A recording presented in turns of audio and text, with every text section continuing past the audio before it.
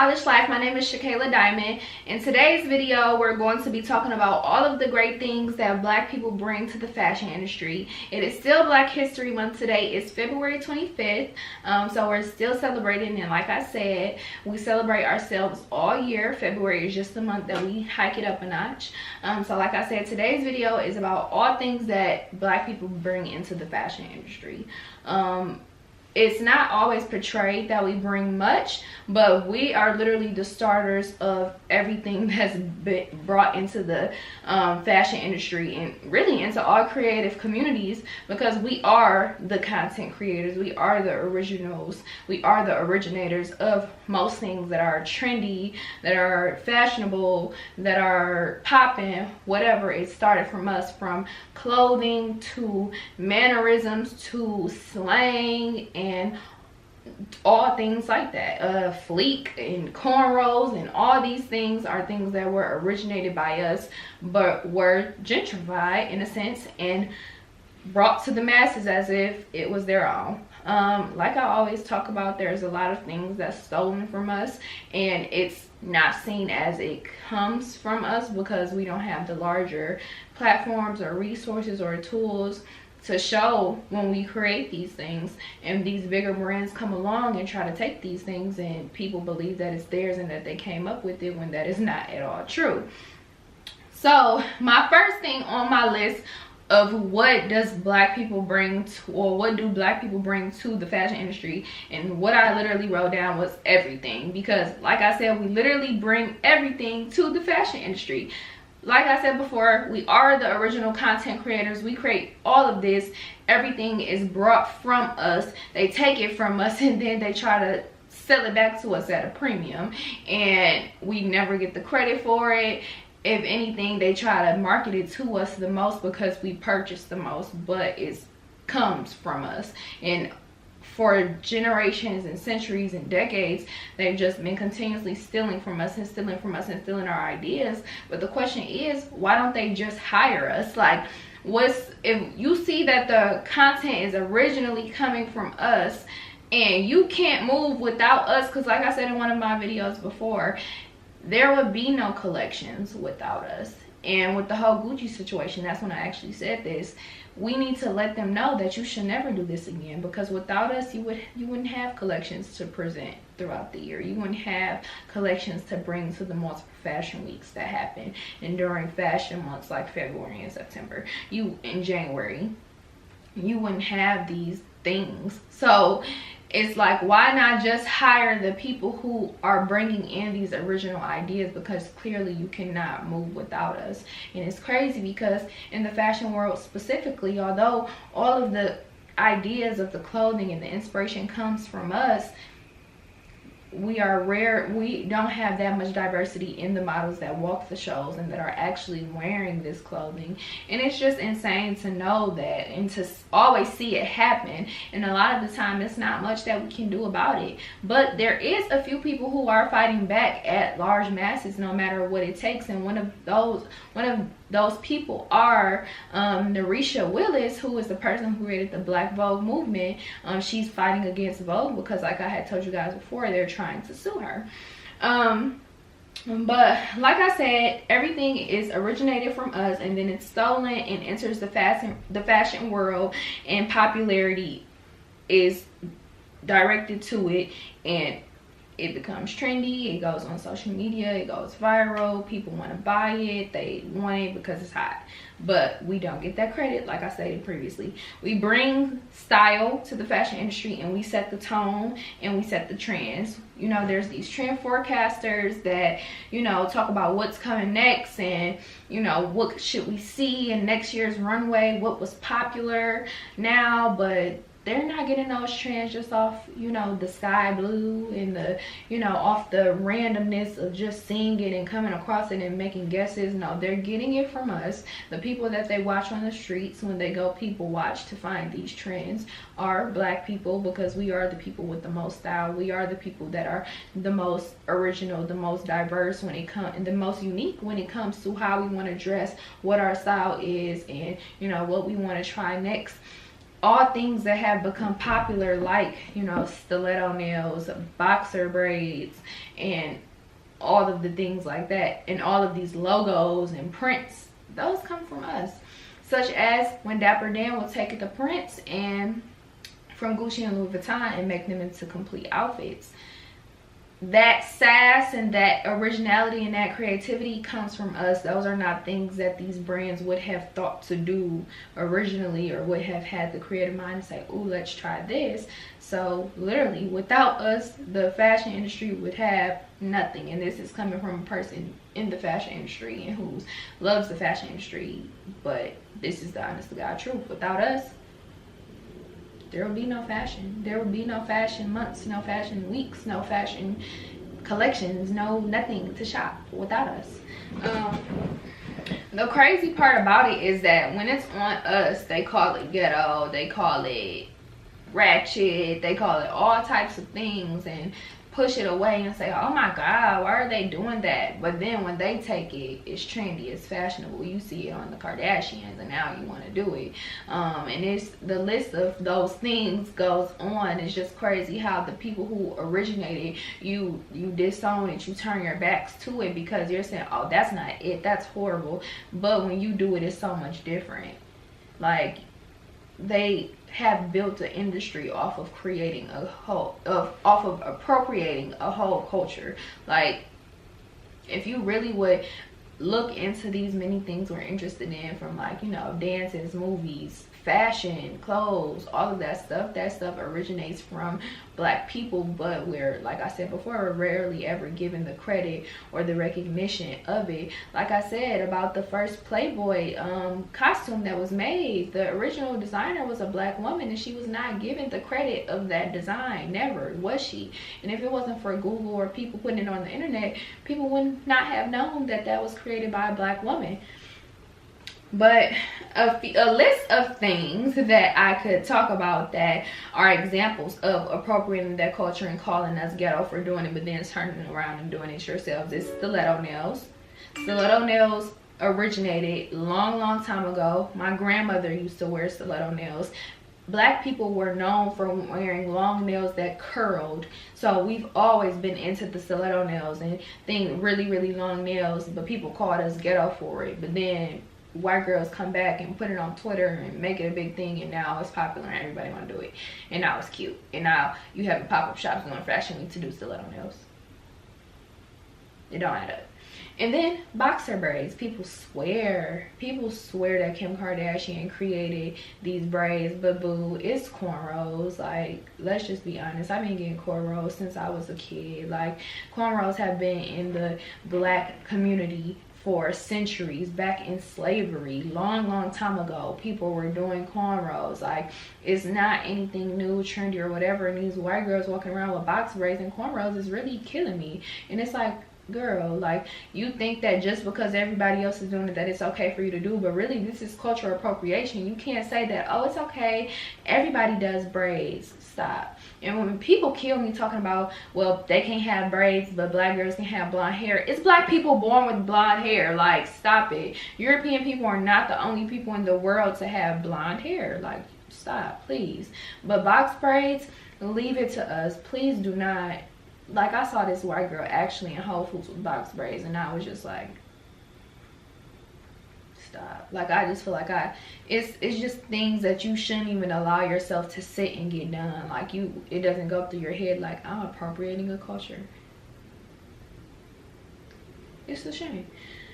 Next is wearing lots of logos. Like I said, Black people were people who wore lots of logos, big bold prints, mixed matching prints. And we were called ghetto, we were called tacky, we didn't have fashion or style. But now you want to bring it back, and everything is a print down to the socks. And now it's trendy, and now you reselling it for $2,000 minimum per piece for it all to be worn together. But when we were doing it, it was ghetto, it was cheap. Okay. Next is gold chains and jewelry. For as long as I know, Black people have been all about wearing big bold jewelry, gold jewelry at that, because I mean, if I'm just gonna be honest, we look the best in it. Yeah, just saying. but we are called ghetto when we have on all of these chains, all of these rings, all of these things. And I'm also a person who doesn't like when people wear a lot of chains and really bulky jewelry. But if I'm going to be honest and talk about the conversation at hand, we are the people who originated doing things like that. But we were called ghetto back in the 70s and things like that. We were called ghetto in the 80s. We were called ghetto and saying, why are y'all wearing that? That's tacky. The hip-hop evolution, like, we were called ghetto. But now y'all do it and it's trendy and it's popping and Forever 21 is doing it. I don't understand. Next is extravagant pieces like huge hats, huge sunglasses, and all things like that. Since I've known, black women have been going to church wearing really huge hats, and it's been what does she have on? Why is she wearing that?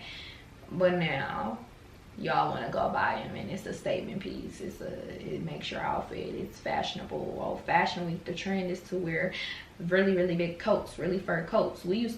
Black people been wearing fur coats down to the floor since fur was created, but we was ghetto. But now it's fashionable. Stop, please.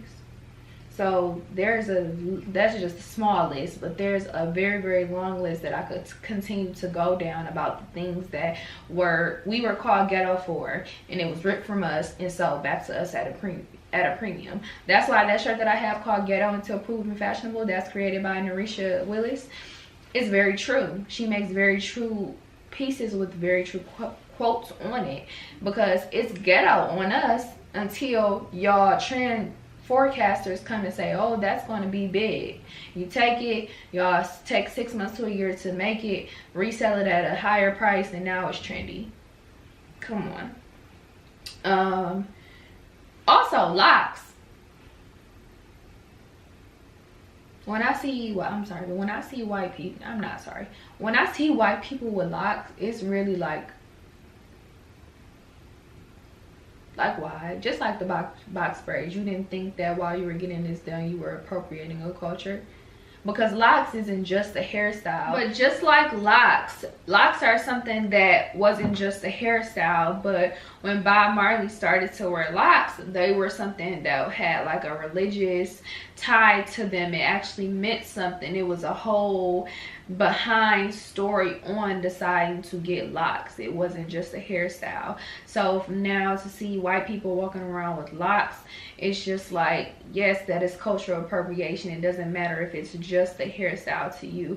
It's something that we've always been doing, and we've been called ghetto and tacky for doing these things. So for you to take those things and do it yourself and claim it as your own, it's mind-blowing. It's speechless. It's insane.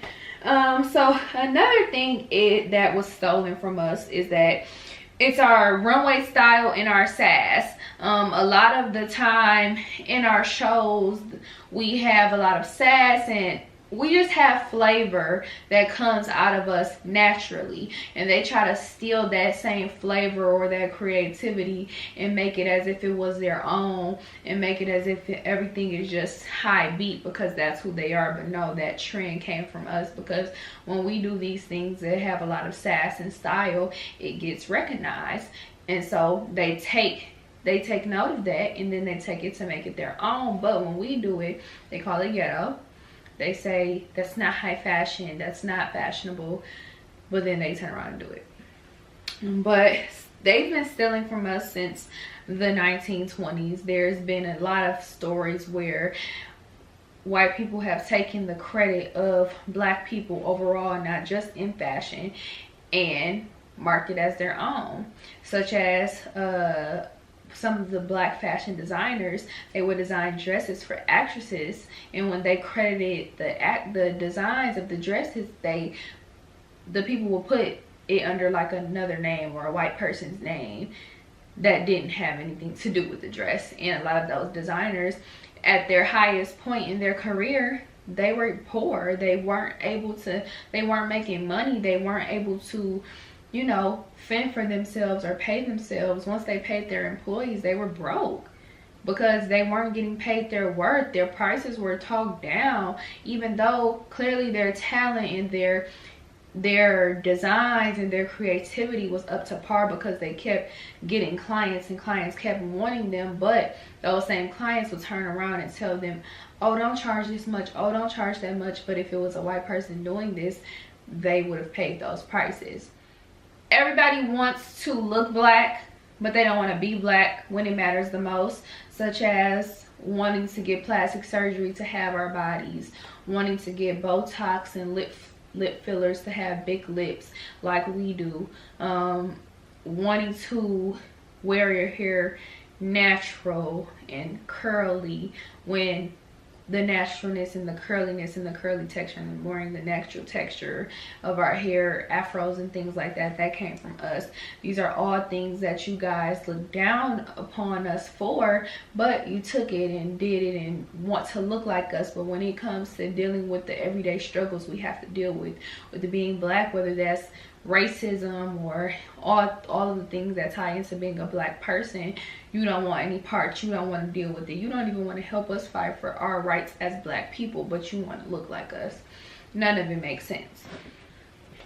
But there has been many instances where there have been fashion shows made based off of black women or their personas on social media. For instance, there's a woman that I follow. She's very stylish. She's a woman that I love on social media. I actually had her in one of my videos a few months ago when I was talking about people to follow on social media. Her name is London Girl in NYC. She always talks about how people, she works at Farfetch as a stylist, and she says how many of her friends or people tell her how they'll go into these design houses and they'll have her pictures up on inspiration boards and for their shows, and they've also had her as inspiration for like mannequins for window displays, from her outfits down to the way she takes pictures. And there was just a collection that was created, and the show, she was saying, was based off of her video on Instagram, and she's able to prove that that's actually true. And it's just a shame that you like what we do, you like how we look, you like how we act. It's kind of like a fetish that they have with us, is the right word. It's a fetish that people in all industries have with black people, to want to emulate everything that we can do because it's so intriguing to them, but they don't want to credit us for being the ones that have created this or that are responsible for everything within all industries and not just fashion. I know that this video was more specifically towards fashion, but it's kind of ventured off to all things, because really all things have revolved or started from us and then branched off and become popular and tried to get sold back to us. But brands always want to take things from us and resell it back to us, like I keep saying. And a lot of people who aren't, I won't say woke, but a lot of people who don't really pay attention to these things until something large happens, like a Gucci being racist or a Prada being racist, they don't pay attention and they buy into it. And that's why these brands continue to do it until we realize that they're stealing these ideas from us. Gucci doesn't come out with these trendy pieces because they're just that creative. Like, no, they're not actually that creative.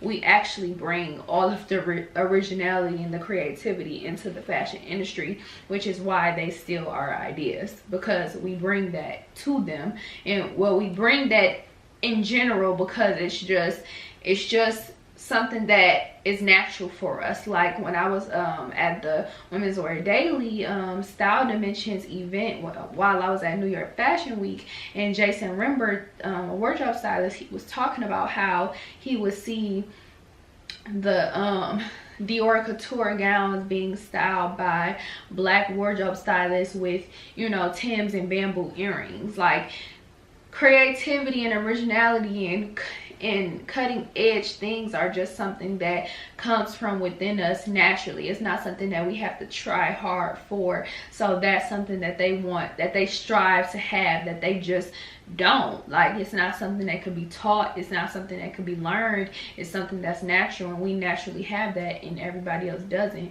And so instead of them doing what's right and hiring us to be on their creative teams to help them create these designs. They just steal from us. They steal these designs and they just continue to make profit and money off of it, while the brands who originated it and the black designers who originated it or created it get no credit for it, and they remain smaller businesses because the customers that they kind of are probably reaching for, that are willing to spend thousands of dollars, they see these same products at your higher end fashion brands, but they don't know that those designs came from this smaller designer. So there's 3 things that I would say are the reasons why these brands steal from us, and these are things that we have and they just don't. It's not something, like I said, that can be taught, that can be learned. It's just something that we have naturally, and it's raw creation. So being able to get into our mental vault, get into our bag, get into our I don't really know the word, but just get into our creation, get into our talent to be able to create something so magnificent, and it just seems so effortless. That's raw creation. Hard work. We have a work ethic that is undeniable. A lot of the time, if something doesn't work out, we'll try it again. Like, resilience is something that's built into us, and that has been built into us for a long time to come, just based off of everything that we've been through, from slavery to oppression to racism, segregation. Like, all of that, resilience is just something that is built into us. Next is we're a breath of fresh air. Like I said, we're always able to come with something new, to create something that's never been done before, to do something that people wouldn't have thought to do. So we're that breath of fresh air into the fashion industry, because a lot of the time, since nobody in the fashion industry has originality right now, everything is starting to look the same, and everybody is trying to figure out who can they bite off of next. So they're all biting off the same people, and we bring that breath of fresh air into the fashion industry because we have that raw creation and we have that hard work to keep trying to find new ideas. And since we are the original content creators, we're not biting off of anyone. And it's just crazy that we work day in and day out, and we put our blood, sweat, and tears into our designs, into our artwork, into our talent, into our craft, for it to just be taken and stolen and made into something for somebody else to claim as their own. And like I always say, Fashion Nova is a big company that does this to a lot of younger black designers. One of them being Jay Nice is her name on Instagram, and she owns Closet Envy. Fashion Nova steals a lot of her work, and she works really hard on everything from production to design and to marketing and branding.